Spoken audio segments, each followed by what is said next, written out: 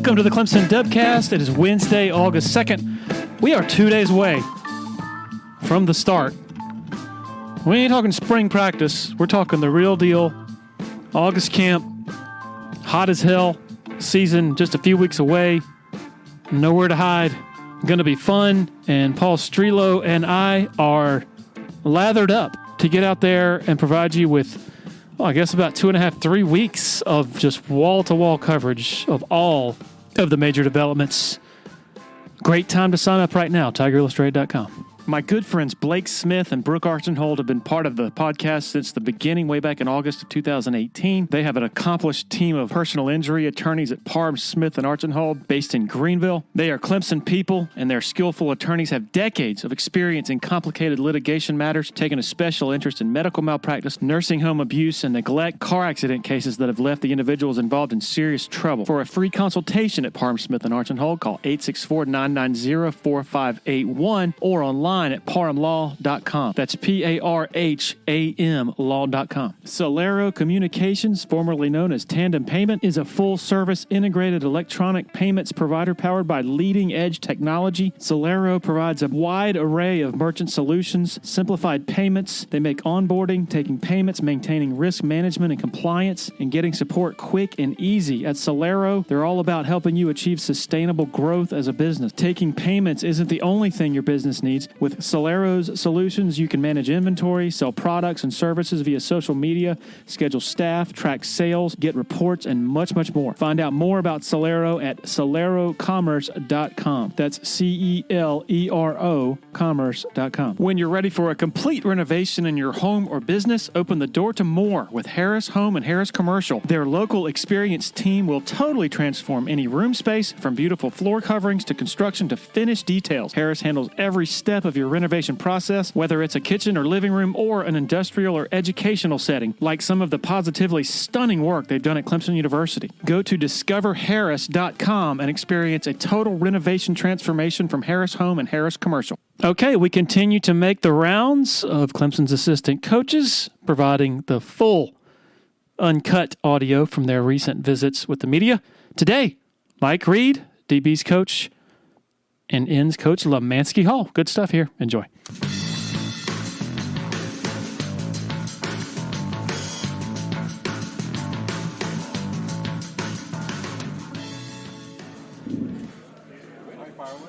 Coach, can you, depth-wise, where does this kind of compare? Obviously, you can probably feel a little bit better this year than you did going into last year at this time, but how do you think your depth is heading into the fall? Right now, we've got probably the most depth that I've had since I've been here, and that's a good thing to have. Usually in the spring, we have some guys that are not participating because of some medical reasons, but going into fall camp, this is a great surprise. Everybody back for fall camp? Should everybody be cleared, Jaden? Everybody's cleared and ready to go, so it's going to be exciting. The amount of experience that you have back here, do you feel confident that this can be a pretty special? Yes, we've got two returning starters, and then we got some young guys who've played significant time last year, and then we got some young kids that would add a couple more pieces to the puzzle. So I feel very good. Just got to make sure those guys that are behind the starters are ready to go at any time. They're one play away from playing. One of those, Jaden, can you tell me about him? He's an upstate kid. I mean, if you go back and you look at the young man coming out of high school, extremely athletic, made great plays. Just look at the ACC championship game, and he made a heck of an interception. But it's a telltale sign of something that he did the last game he played in his high school career at the Under Armour football game. What stands out about this group that you think can be a defining characteristic? What are you trying to cultivate out of them that they already bring to the table? That everybody's a starter. That you're just one play away from being a starter, and that you got to be ready when your time is called. Can you put a value on having Sheridan come back for that extra year, that leadership that he brings? Anytime you can get a young man that has significant snaps as Sheridan, who's been through the test, through injury, through a lot of adversity, he's like a wise man. He can pour into these young kids and become that leader when I'm not around. When you look at this group, what is the strength that you have? I would say athleticism, leadership, guys who've had a significant time of playing. Guys who've been through the fire. You talk about a kid, Toriano Pride and Jay Lucas, who come as true freshmen who play a lot of snaps, which is very good. So now you feel comfortable with the depth. So now you have 4 guys legitimately that can go in any game and start. Nate, just reflecting on his season last year, as we're using the stretch, what's next? You saw continually getting better game after game, getting more confident, getting more situated in his position and in his role to a point where, he didn't want to come off the field, So it was good, and then hopefully he can take that from the spring and carry it over into the fall. Dabo talked about maturity with him last year. He's talked about that also. Have you seen a jump from him in that stuff, maybe off field and leadership-wise too? Most definitely. I mean, you're in a program such as this who basically squeezes you. You're not going to be able to be stagnant, stay the same in this type of program where there's a lot of people that are pushing you and pulling you and pressing you to be better. Toriano is a guy that maybe could have let his confidence, fail a little bit last year, but it didn't look like it did. What do you look for him going into this season? Big things. The kid's a true freshman. And I don't know too many defensive backs that have never given up on a touchdown. The greatest ones have given up a touchdown. It's those that that come back. That's what you want to see from a young man, and he did. And so, from that aspect, I'm very excited about him. With Sheridan, I know we talked about him having been a veteran guy, but just what do you feel like you need to see out of him in the fall? Well, I need to see a guy that just goes out there and just lays it on the line. This is his last hurrah. So it's no more, hey, coach, I'm coming back for a 6 year. He's done. So it's for him. It's just time to go out and utilize all the skills that he's acquired and all the God-given talent that has been given to him, and just let it go. And you do have some freshmen coming in. What is your plan for them? What do you see out of those guys? Well, the plan is, hey, I recruited them to play. I'm not here to put guys on the bench and heck, I may die tomorrow.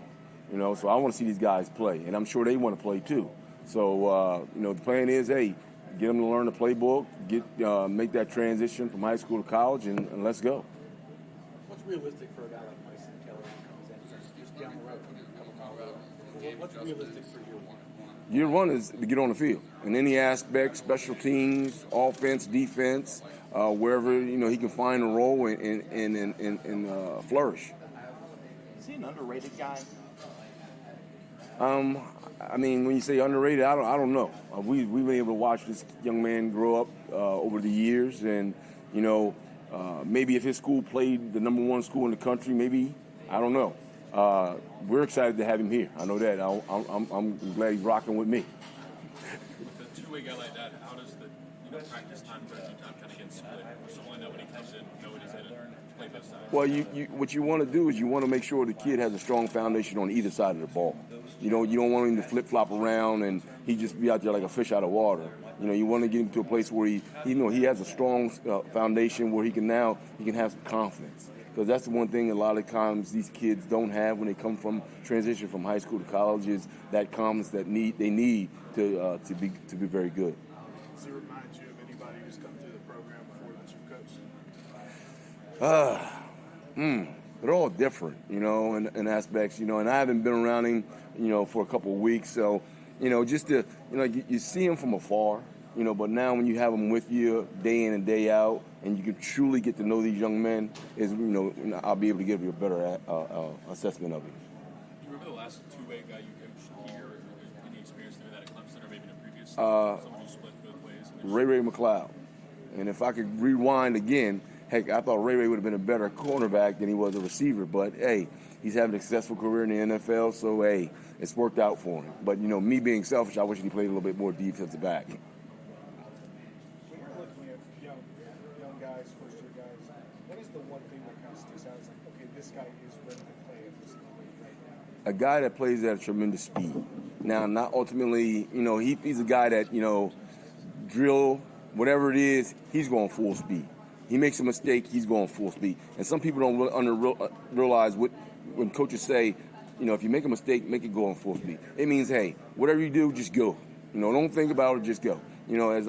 As my mom used to say, if you're thinking, you're stinking. I need a guy that's not thinking, just playing. How did that question impact you growing up? If you're thinking, you're stinking. Oh man, I was one of those cerebral kind of guys. I always used to think, and maybe that's why my transition was a lot slower, than a lot of these young men today. Heck, they're faster, they're bigger, they have more tools. Technology's changed, so they're more apt right now to play than I was when I was coming up.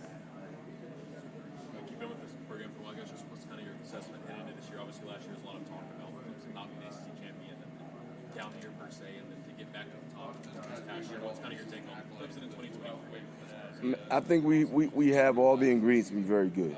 No, what we do is another thing. But I truly believe we have everything we need in order to be a very, very good football team. We just got to put it together, and like I said, the stars have to align. Guys being injury prone, being healthy, being availability, so times have changed now, where you got a lot of other things that, come into a compass to these kids' mind. You got the social media aspect, you got NIL, you got all this other craziness. So hopefully if we can, feed the focus and not the distractions, we will be very good.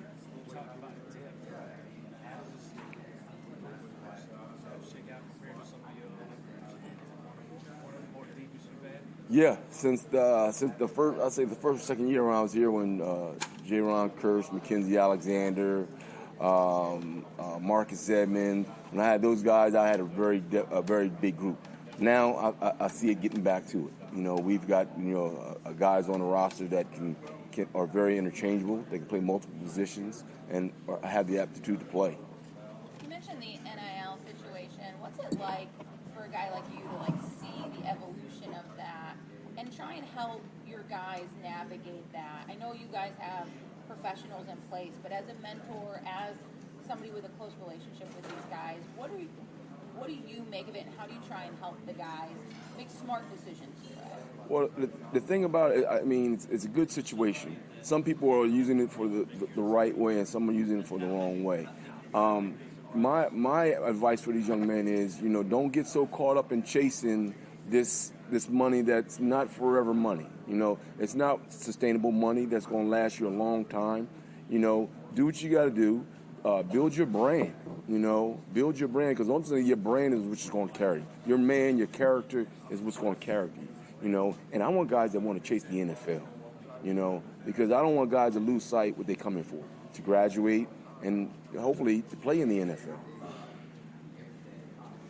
Can you speak on maybe what you think the wellness in general, mental health of your team, your defense just coming into the offseason, anything over the summer that revamped you and your coaching staff, or maybe even the players just feeling healthy and feeling well coming into August? Just getting feedback of guys working out, older guys stepping up and becoming leaders.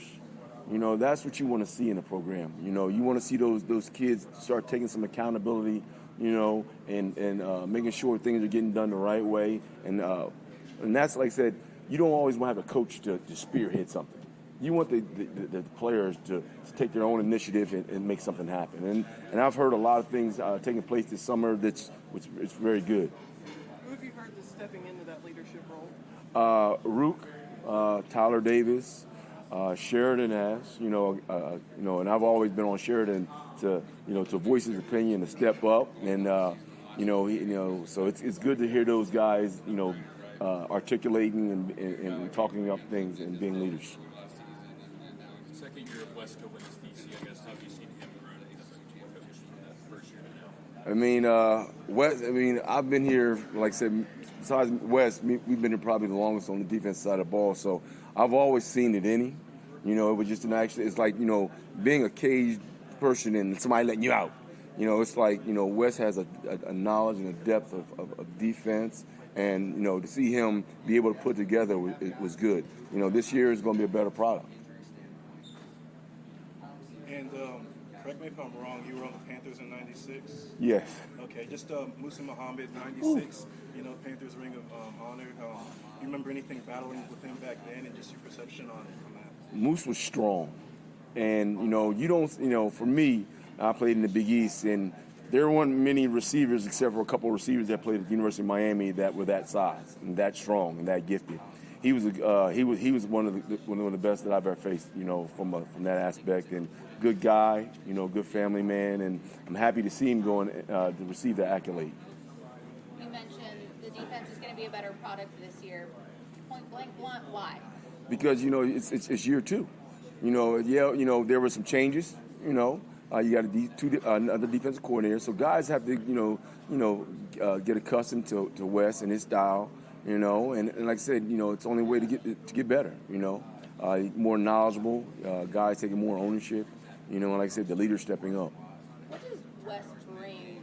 I mean, it seems really obvious. We were told what an intellect he is and the brain that he has.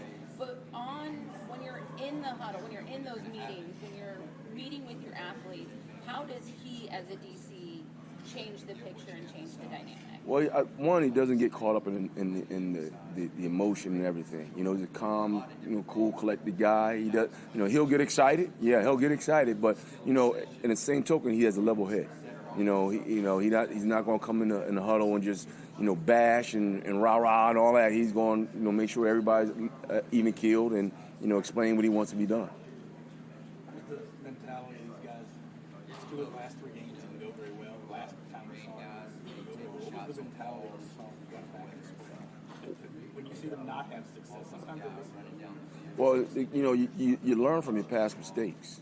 And this is, like I said, when you talk about maturity of a team, you see a team that, we did not finish well. And then that's why you see a lot of the young men who have, who are supposed to leave come back because they have something to prove.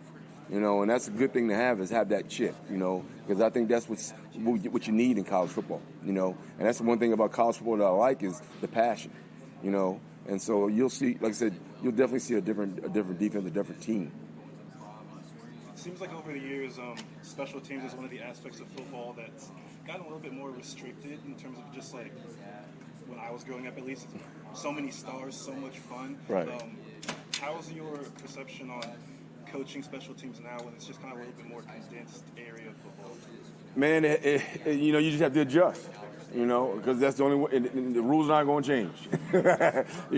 And so you've got to make do what you within the rules that you have, and you just got to go hard. I mean, it's still an aspect of a game that will change. One play will change the game. So you've got to be still on that cutting edge and still be aggressive and intense. And so that's what we have to do. Shelton Lewis, what did you see? Take away from him coming out of the spring. Wow, I mean, you don't see him cut like that anymore. A lot, let's put it that way. Young man who is focused, who has leadership qualities, and is not afraid to voice his opinions with the older guys. A lot of times you have a lot of freshmen that come in that, they just sit over there and you never hear of them. Well, Shelton's a guy that he's going to get on the older guys. He's a guy that wants to be good. He wants to be coached. And it's a pleasant surprise to see him, go to work. He kind of gives you that Mackenzie Alexander-ish type of feel, work ethic where he's just going to constantly work. Going back to Wes, you mentioned his kind of coaching style. Is there anything that he does in that sense that's either different from or similar to other coordinators that you work with? I try not to compare coordinators. Because heck, I can go back to Jim Johnson. They all have great attributes. The thing is, they're good people. And heck, that's why I'm here. I've been here going on season 11, and you don't stay in certain places where, one, you're not liked, and two, that you don't like the people that you're working with. So he's a guy I love working with, and so that's why I'm here. You mentioned Nate Wiggins earlier. Where specifically in this game would you like to see him grow? In every aspect, because, when a young man tells me he wants to go to the NFL, then my mindset is, what are they going to do to not give you the money that you deserve? And we're going to work on that. And so I would say, early in the summer, I sent him one of these pre-scouting things that somebody had sent me, and we just went down and we talked about, hey, this is what we need to do. And so in every aspect of his game, if you want to be that guy, then hey, this is what you need to do. So everything. I mean, heck, he can work on footwork, tackling, everything. There's for me, I'm gonna get that blood out of a stone. Even though they say I ain't gonna get it.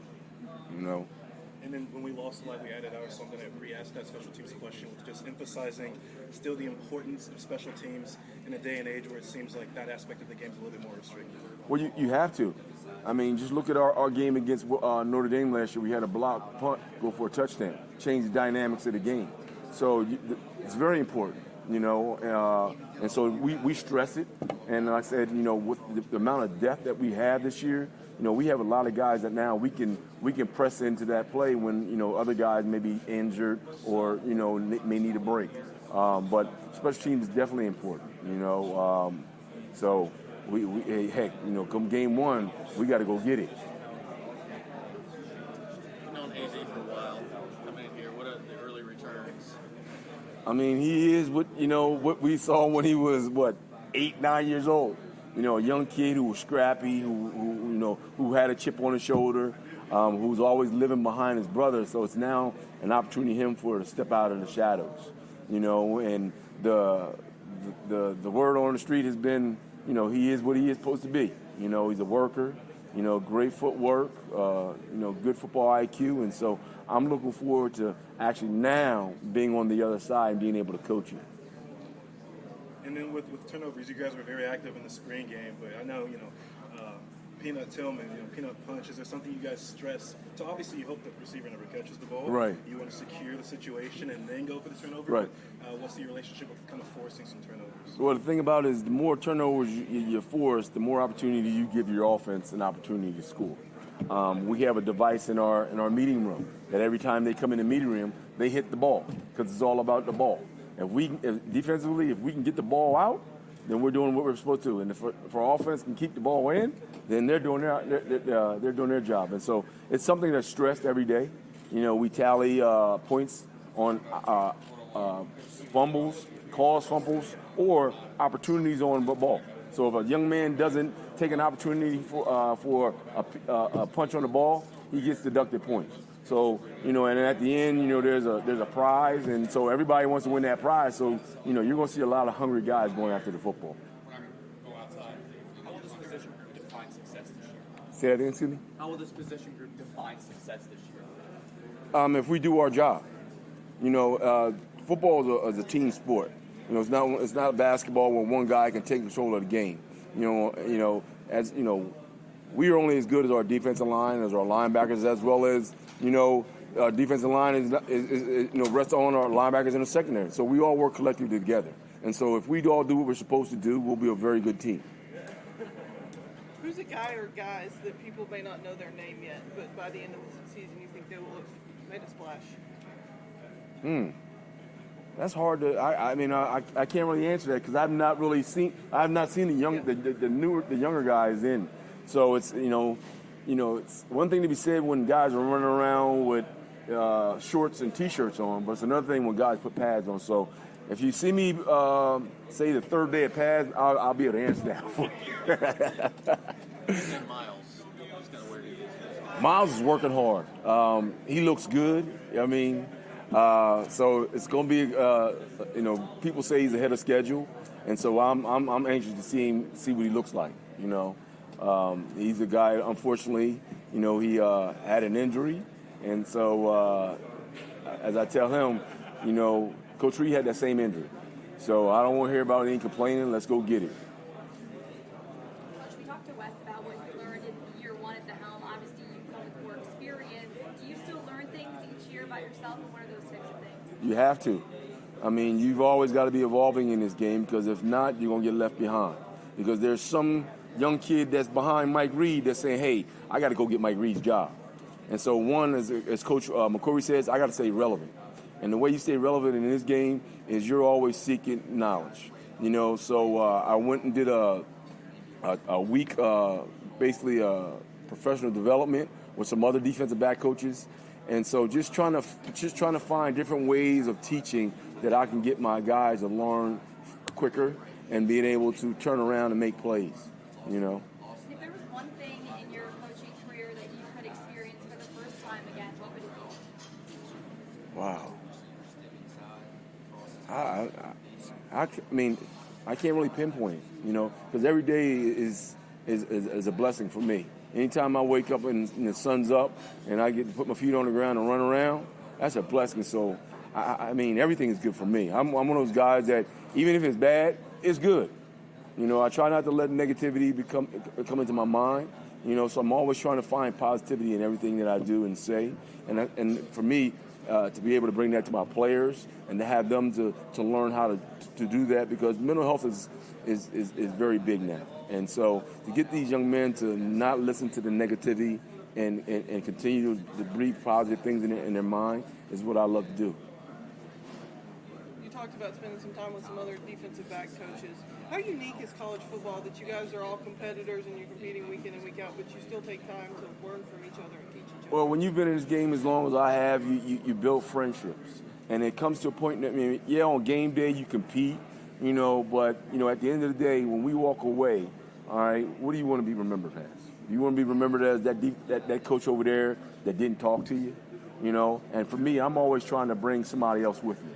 So if there's a young coach, hey, I'm bringing him with me, because I remember when I was a young coach, you know, there was somebody that brought me along. You know, so it's my service to the game of football and to men, period, is to bring somebody along. Who would you credit with bringing you along like that? Man, there are a bunch of coaches. I mean, you know, to talk about Steve Spagnuolo, the defense coordinator at Kansas City, Leslie Frazier, who was the coordinator at Buffalo Bills, Trent Walters, who's now retired, who, you know, at one point in time, Trent took a job where I was working with the Eagles, and I thought I was going to get elevated. And Coach Johnson said, Mike, you're not ready yet. I'm going to bring Trent Walters in. And Trent, you know, to this day is a guy that I will call up in the heartbeat and say, Coach, I need some help. You know, and so those are some guys. You talk about Larry Slade that used to be at the University of Tennessee, who was at Louisville, and he may not know, but I used to watch videos of him. You know, so that's the one thing I do love about technology today is I can get on YouTube and I can Google and I can find information on different coaches and just sit and listen, you know, or read books. Strozier coming in, just kind of talk what you're expecting out again. I don't know right now. You know, it's because seeing him in high school and now seeing him up here with the big guys, it's gonna be interesting. So my expectation for him is like the rest of them. Let's go. You know, I want to see him go out there, and I want to see the things that I saw when he was in high school. You know, maybe a little different, maybe a little bit slower because he's still learning and getting adapted. But that's why I recruit these kids. I want to see them play. I'm not getting any younger. So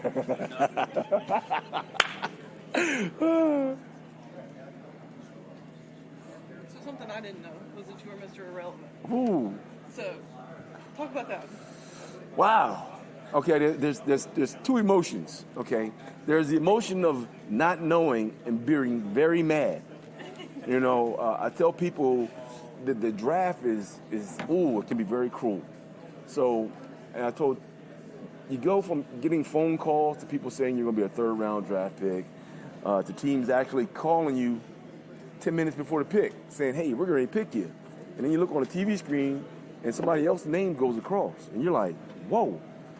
You know, and then, you know, turning off the lights, turning the TV off, and then receiving a phone call, you know, I guess 4 hours later from Mr. Richardson in Carolina asking me, you know, what airport I would fly out of. And I'm like, Philadelphia. And he goes, well, we're going to select you as the last man drafted. And it's Mr. Irrelevant. And I'm like, I had no clue what Mr. Irrelevant was.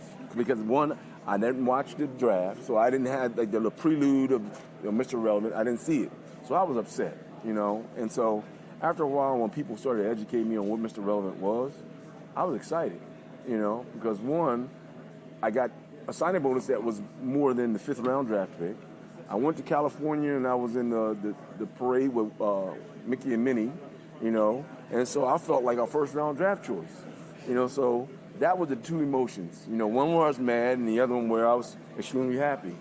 And then, you know, it provided that chip on my shoulder because I wanted to prove to people that I was not irrelevant, but relevant. So it worked out. So then given your draft experience, you know, that How do you kind of prepare players for whatever outcome draft night might have for them? Anything can happen. Teams are, your worth is going to be detracted by things that you do on the field, or the things that you don't do on the field or do off the field. So I'll just say, hey, look, do all that you can, okay, and then make sure everything that you put out there is positive. And then you let the shit fall where they may,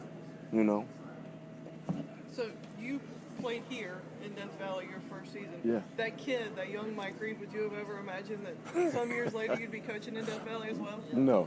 And it's like a dream. It's like a full circle movement, And I tell people, I didn't go to Clemson, but I played at Clemson.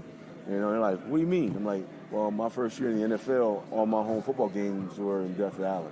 So it's I can actually say I played here, for a year. What did you do a week of professional development?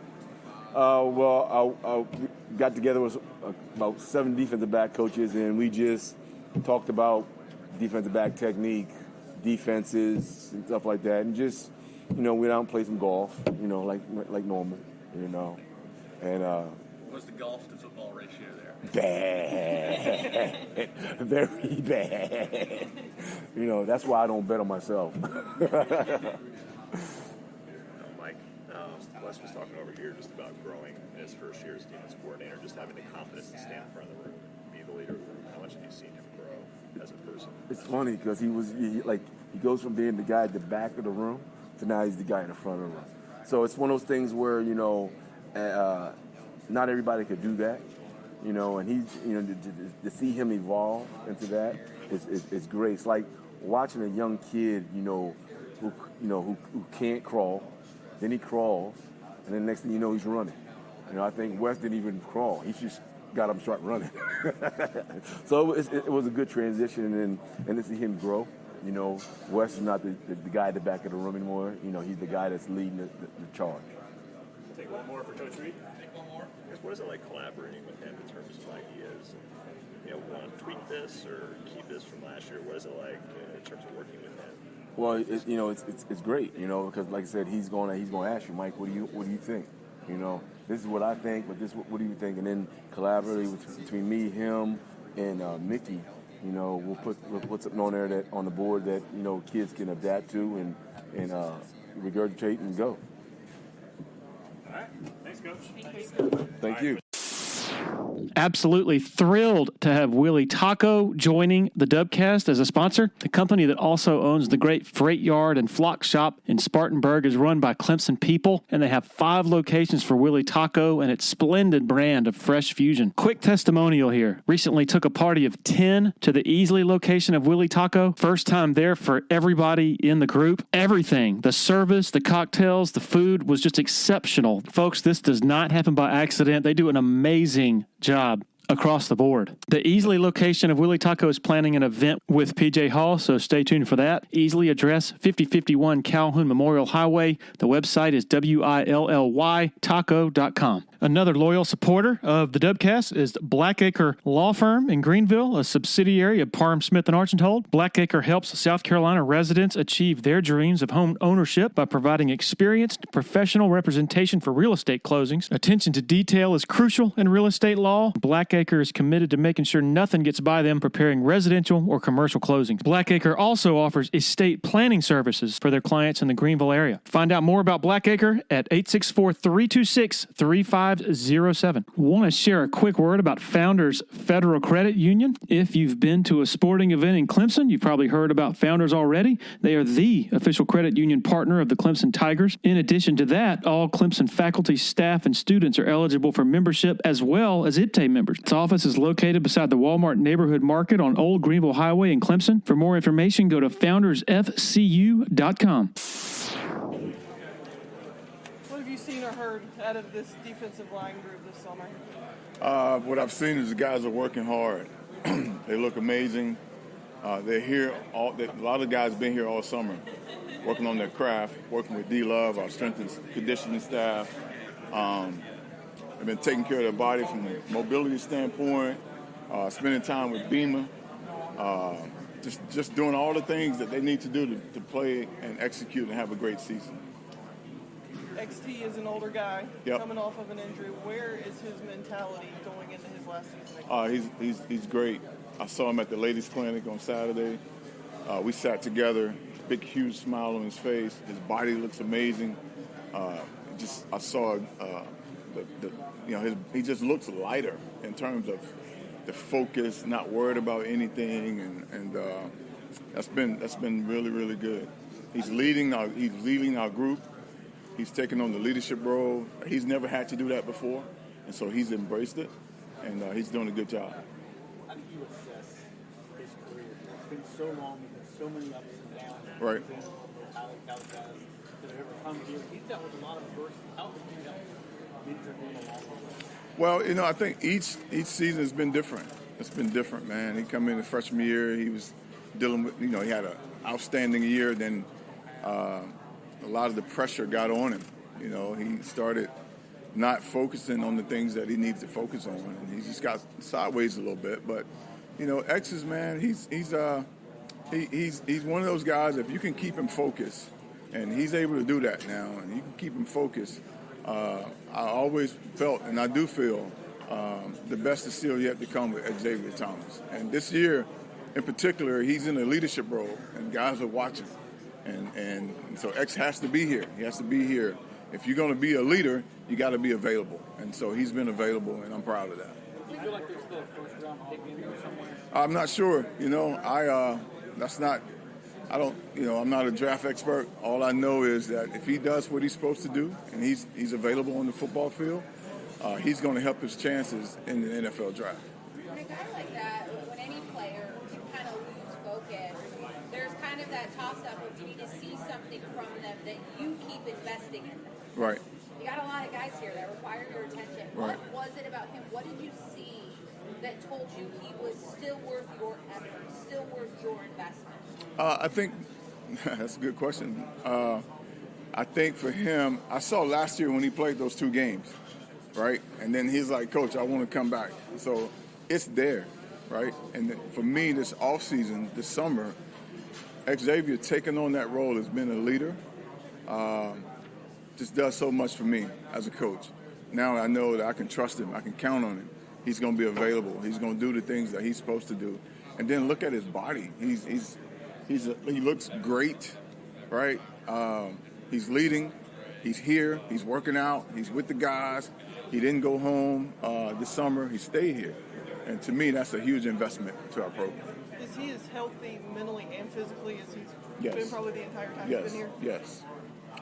How do you All of feel that. about your depth behind XT and Mascoll? Say that again? How do you feel about the depth behind XT and Mascoll? I feel good. So X and Mascoll was hurt this spring. Not necessarily hurt. They didn't play much this spring. And so I was able to get the young guys a lot of reps. And, Cade, TJ Parker, Zaire, Jaheim, Armand Mason, all those guys got reps. And I was able to evaluate moving forward what we could do at that position. So if for whatever reason, if X and Mascoll can't play, I feel very confident in the guys that are behind them. Then you got A.J. Hoffler and David Ojebwe, who obviously wasn't here this spring. They will get a lot of reps this fall, just to see, what they can do and how they can help us moving forward. You feel like TJ is a guy that can help y'all out? Absolutely. TJ Parker is a guy that will help us. Very excited for him, and I saw a lot in that when he was here this spring and what he did, and so he can for sure help us, and he will help us. What's the identity of this line now? Because you lose such characters, you lose such personalities in last year's group. What's the personality? Have they found their personality? Oh yeah, they're going to be workers. All right, we're going to Do they know that, or Oh is yeah, that yours? no, they will know that. We're going to be locked in. Not a whole lot of distraction. We haven't played one down, and it's important for us to focus on the main thing, and that's how we can help our team get to the goals that we have in mind. That's number one. And this is, it's no. I love the Avengers and all that stuff. Man, just lock in, all right? Don't get caught up in all of that. Let's just be one team, one defense, and that's our focus. That said, how much does it help to have guys that play at such a high level to teach the guys that come? It helps a lot. You need that in your room. Yeah. You need that in your room. You need the leadership. Those guys know what it looks like. You know, I think about when I had Cleveland and Austin Bryant, right? And you had KJ. Those guys were freshmen, right? So they took those young guys under their wings and taught them what it looked like. So they've had the example of what it is, and now we just gotta put it together. You talk about them working hard in the summertime. Yeah. Preparing their craft. How about you personally? What do you do to I better in your craft? Yeah. As a coach and coaching staff? I spend a lot of time just talking to other coaches, trying to figure out better ways to communicate certain things. How's this teaching progression?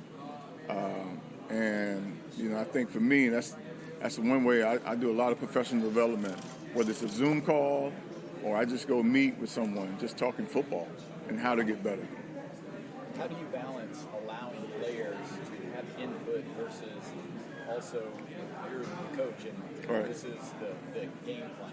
Well, at the end of the day, this game is about players making plays, right? And so guys, they play the game. I'm on the sideline, right? I watch a lot of tape, but I rely on the players that has experience, that we've worked together for a while, and that I can trust those guys. So for me, trust is huge. And if I can trust you and you're doing the things that you're supposed to do, then I don't mind taking those type of that information there from you. And how do they earn that trust? By doing the little things. All right, being here, being where you're supposed to be when you're supposed to be. If you're supposed to have workouts and you're supposed to be here at 6 o'clock, you got to be there, right? If it's whether it's on the field, you don't make a lot of mistakes. Guys that are putting time in the film room, watching tape, doing extra things off the field. When practice is over, you're not the first one to go to the locker room, but you're staying after, working on your craft. Those are the guys that I want to see. What's the next step for TJ? What you saw in the spring? Yeah, TJ Parker is. I think next step for him is, just continue to refine his pass rush.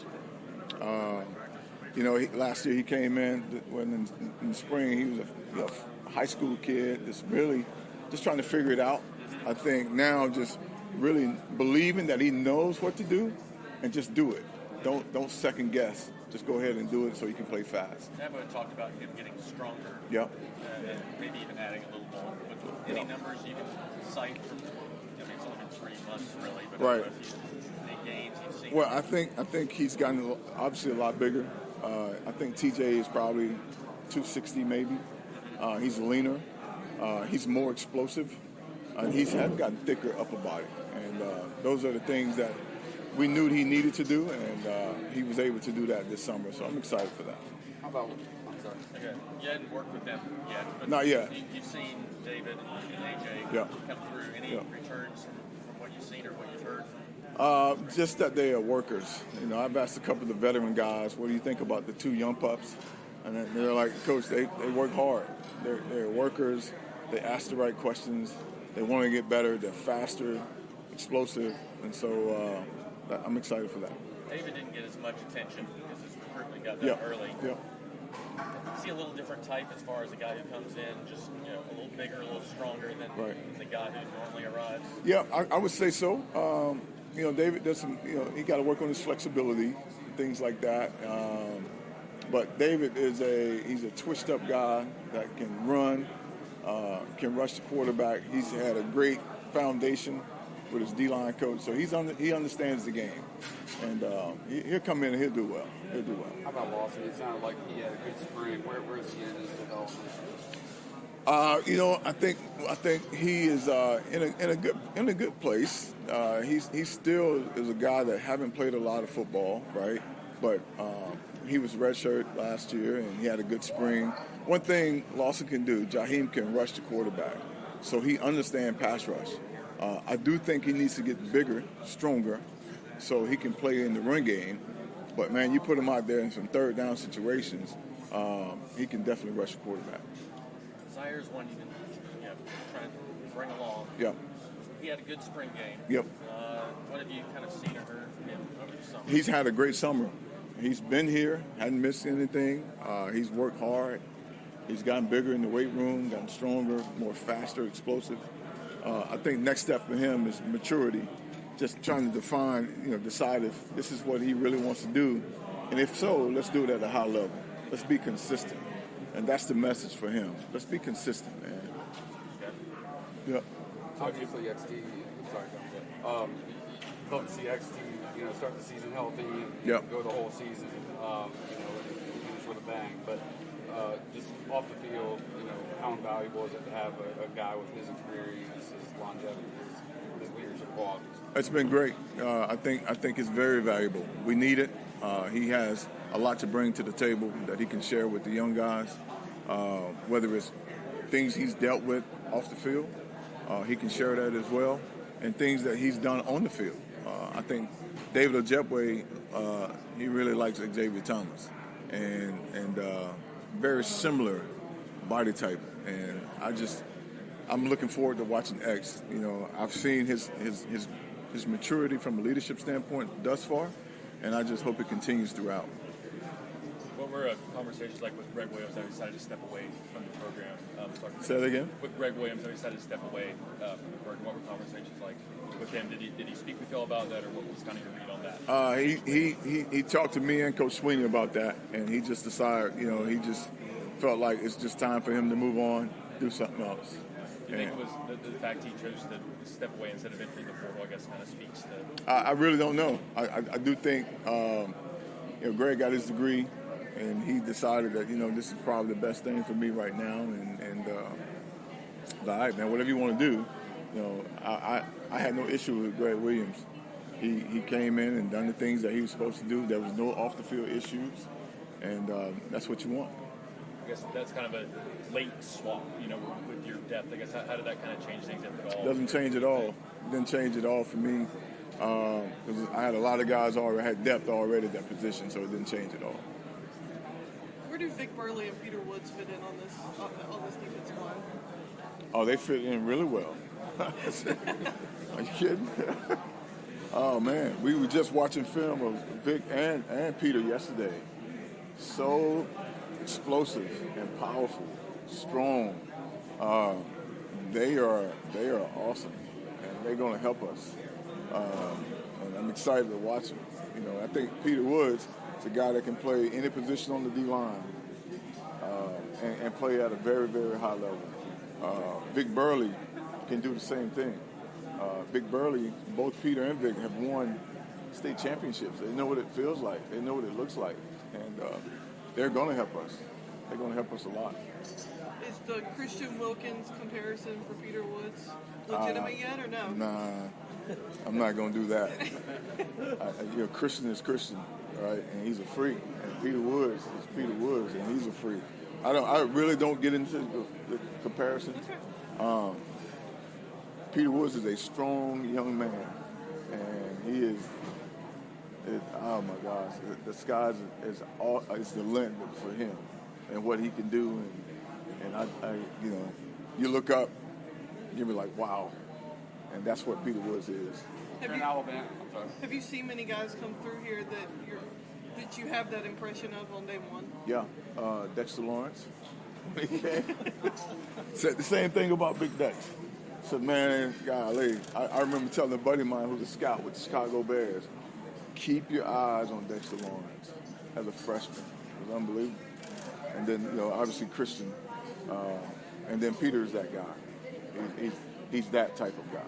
Coach Swinney talked about just the difference that Christian, their high school experience levels. Peter coming from Alabama, Christian up in Connecticut, a little bit different. You're an Alabama guy. Is there something to that? I think so. I think the competition that he played and the level in which he played is probably one that's probably the reason Coach Swinney made that comparison. But yeah, man, this guy went to state championships. He started as a freshman in high school and played in the state championship. First time I saw him play at a state championship game as a freshman in high school. And never forget, I was with Todd Bates I said, man, look at this guy. He is something special. And he is special. Special player.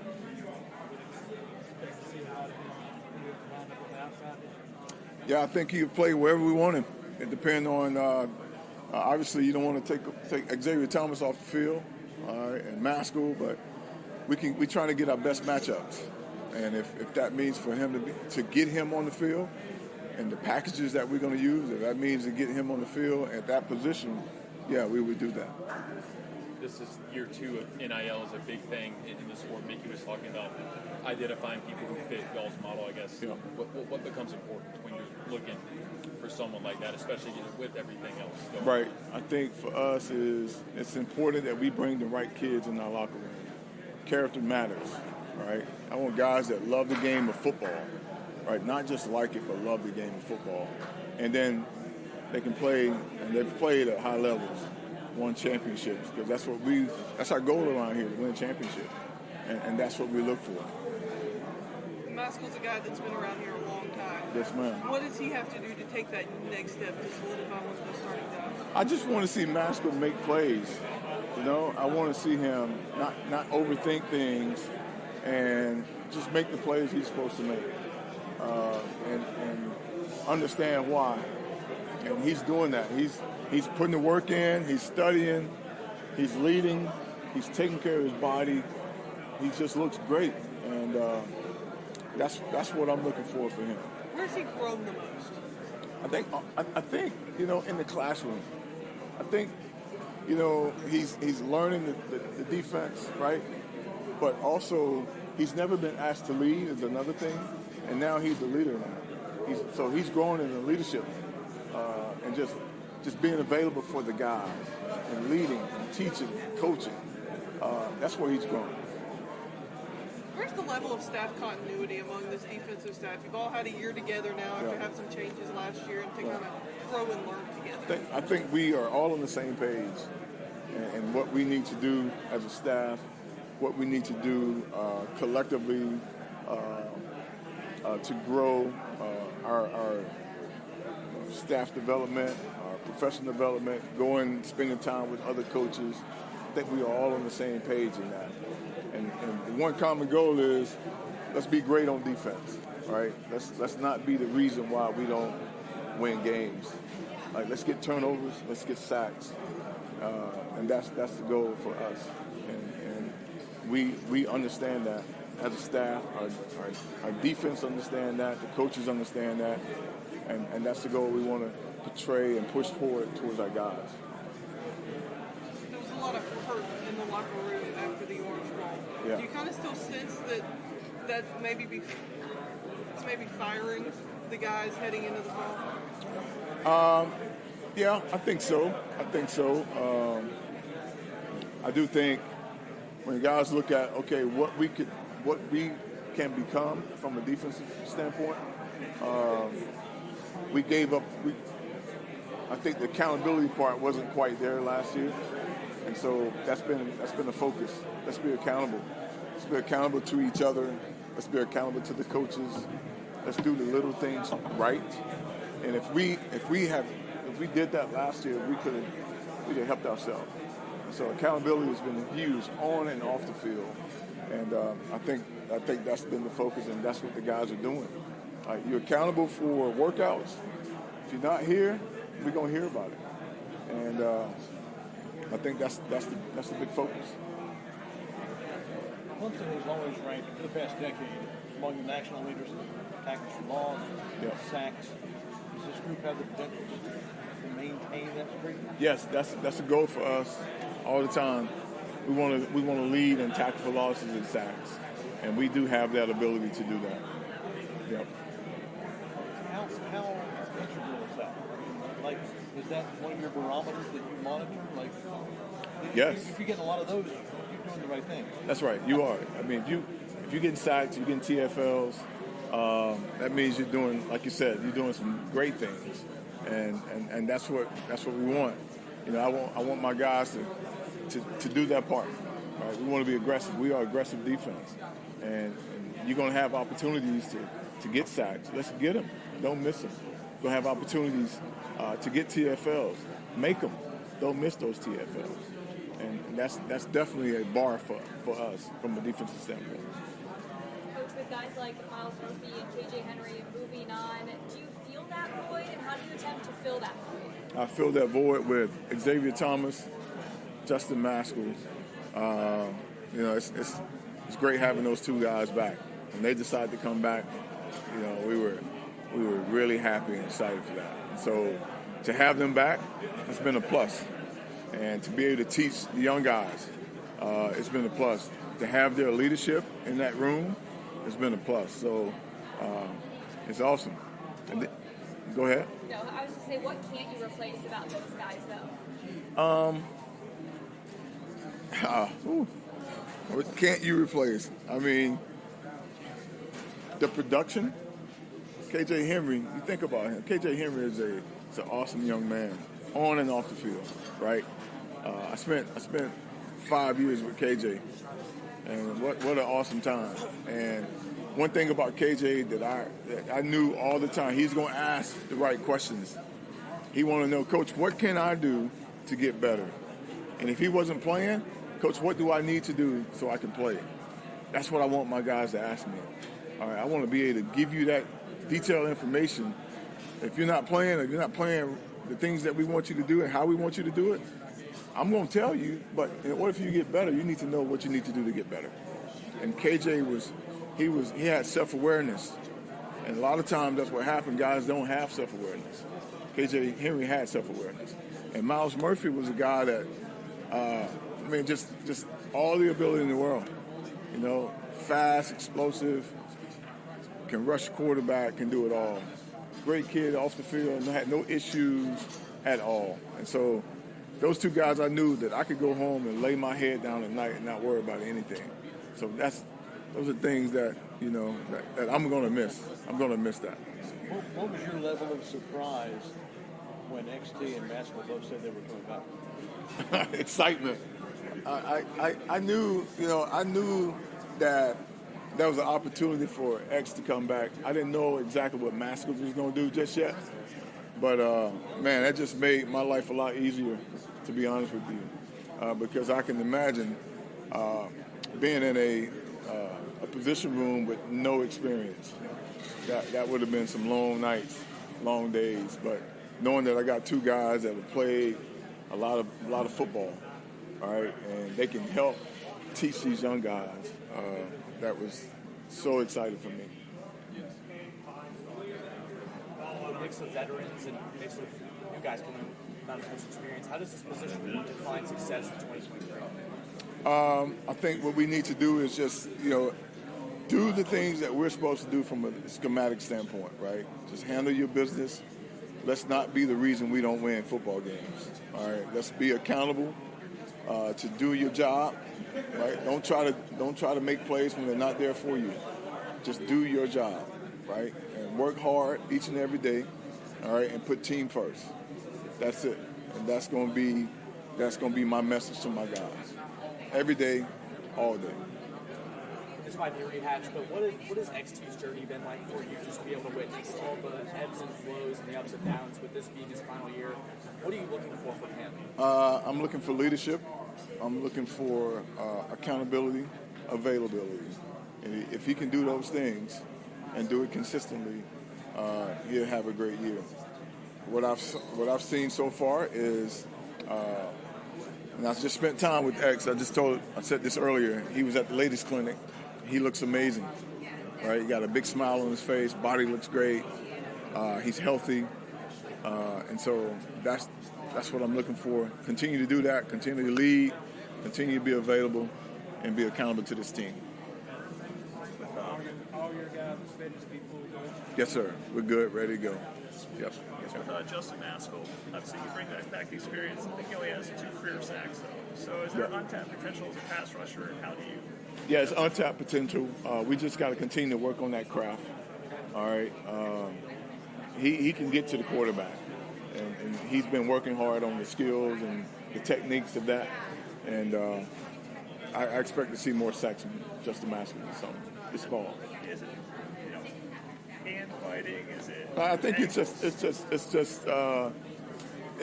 the fundamentals of maybe not running past the quarterback. Maybe it's the ball is coming out faster. It's different things that can happen throughout the game. Sometimes he wasn't in there on third down situations. He was maybe in there for first and second down, run down. But what I do know is he's been working hard on this pass rush, and he's going to get better.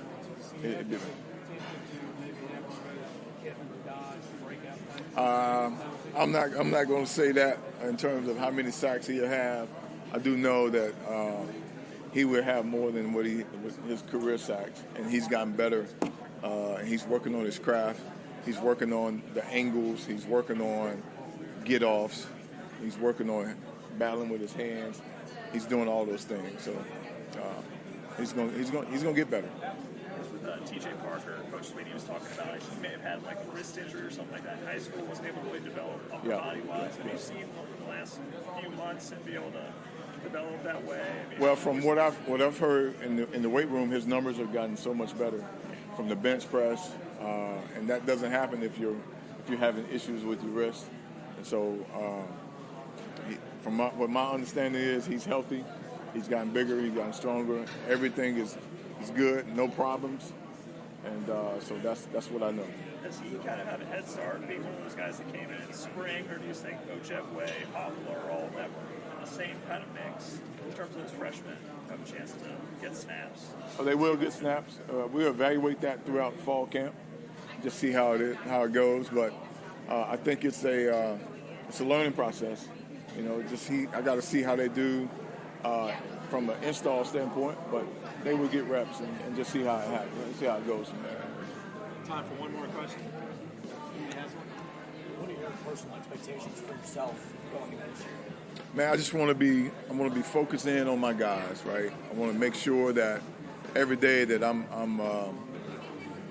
demanding of my players, making sure that they know what to do and why they're doing it.